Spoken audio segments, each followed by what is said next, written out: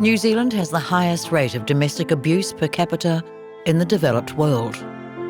Abuse needs silence to thrive.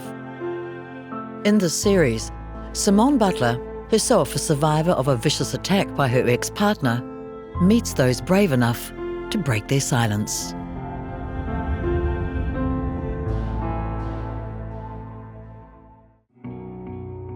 With many refuges being unable to accommodate animals, a surprising 53% of abuse victims stay in violent relationships longer, out of fear that their animals will be harmed. Pets are a much-loved part of the family, and Deb's ex-partner abused her pets as a means of controlling her. My mum had paid for me to go up to Auckland to stay and take the children up to have a bit of a break, and my ex-partner didn't want me to go. But I knew that I couldn't tell my mum what was going on, so I had to go. When I got home, the first thing I saw was one of my kittens was limping. He had broken legs, and one was missing, and I asked where that cat was, and he said that he had thrown it out the window of the car and then driven over it and made sure that it was dead. And so he let me know loud and clear that he was not comfortable with the fact that I dared go away.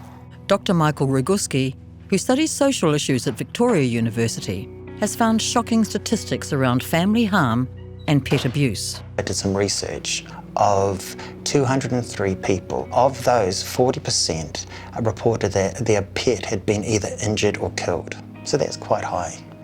It's really interesting that so many people don't actually understand the link between animal cruelty and family violence. There can be threats like, if you leave me, I'm going to kill or harm the animal. There had been a situation where he had viciously beaten our dog, and he was a wee puppy. Took him home, and on the first night, for some reason, he pulled the bumper off the car. When we got up in the morning and saw that, he went out and he picked the bumper up and he just smashed this dog's face. And he was really seriously injured. But I wasn't allowed to take him to the vet. This is still a trigger for me, because I knew if I went and helped the dog, I was going to get a hiding, and so I had to make a decision between preserving myself or helping the dog, and I still to this day battle with the fact that I actually chose to look after myself rather than look after the dog. Debs did eventually escape the relationship, and for many years now has worked with refuges to help others. But as most refuges are not able to accommodate pets, it makes it very hard for women to leave. If there was somewhere that I could have gone safely and taken all of my pets, it might have been a consideration. Do you think that women not being able to take their animals with them to a refuge hinders them being able to leave? Oh, absolutely, without question. Even if you consider my experience, that was difficult enough, but what I see commonly every week is women that are not leaving their relationships because there's nowhere for them to go with their animals. I think that message is starting to be heard a little bit more now. One of the places where that message is being heard is a pet-friendly refuge called Te Whare Te Aki, managed by Caroline. Pets are part of their families. They truly are part of their families. And it is difficult enough to leave your home, your community. Do you know it takes courage and bravery? In the first instance, just to recognise that this doesn't feel right, and then decide to leave everything that you value, your community, your children's school. That is hard enough as it is, let alone trying to move your animals as well. What Caroline's doing is really important because she keeps the family together, keeps them with their pet. This can be understood as really important because the children need permanency and their pet comes along with them. It also means the pets are kept safe from harm, but it does make running a refuge more difficult. The need for purpose-made shelters, pet food and vet bills are just some of the extra costs that Caroline must somehow cover. We get now about 60% of our funding from the government, but that's for refuge basic core business. We still have to find 40% amongst all the other NGOs, community agencies. As part of that, we do fundraisers. We do the sausage sizzle. It's going really great. Had an awesome response. People have seen our flag.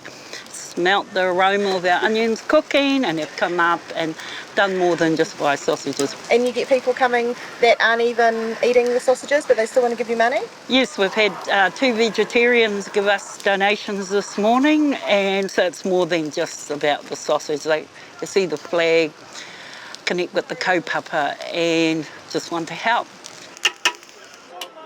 Same at the refuge. You know, you have choices. Talking to people often results in a referral, but demand completely outstrips their resources. We find it really, really difficult to say no or turn away those that are in dire straits, that are in need. They need somewhere safe.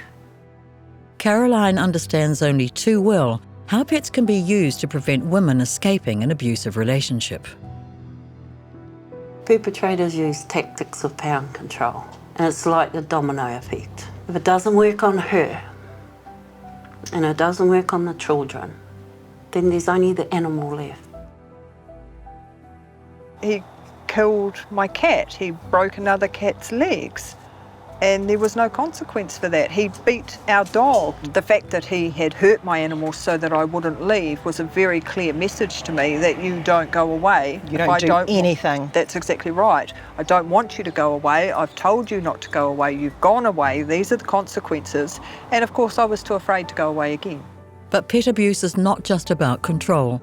It can also be an alert that something more serious will follow. I guess the important thing to realise is that, you know, if you have an argument with your partner and your partner kicks the dog, not to think that that's the end of it. It's probably just the beginning. And if anything, you're going to see an escalation in the abuse that's perpetrated on that animal. And yourself. Absolutely. They align. Yeah, it's just getting worse. Yeah. Pet abuse should be seen as a very serious matter. It's a red flag that there is possible family violence occurring. And we know this because of a number of family violence homicides in New Zealand. Pet abuse was a feature. Leaving loved pets behind with a violent partner is a major obstacle and has encouraged the setup of alternative spaces that can look after pets until their owners are safe.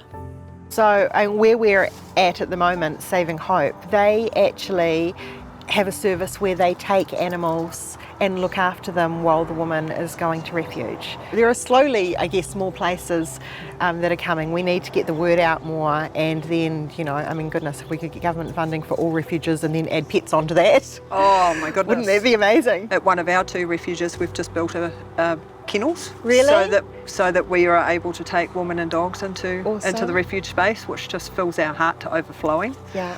And I know that there's other organisations that are creating safe places for people's animals to go, and we've got an agreement with the SPCA as well that they can take animals in there. They will take the animals in and give them vet care and look after them and take care of them. Oh, wow. And do everything they need while we help get mum safe. The use of pet abuse as a coercive control technique is found in nearly half of all violent relationships.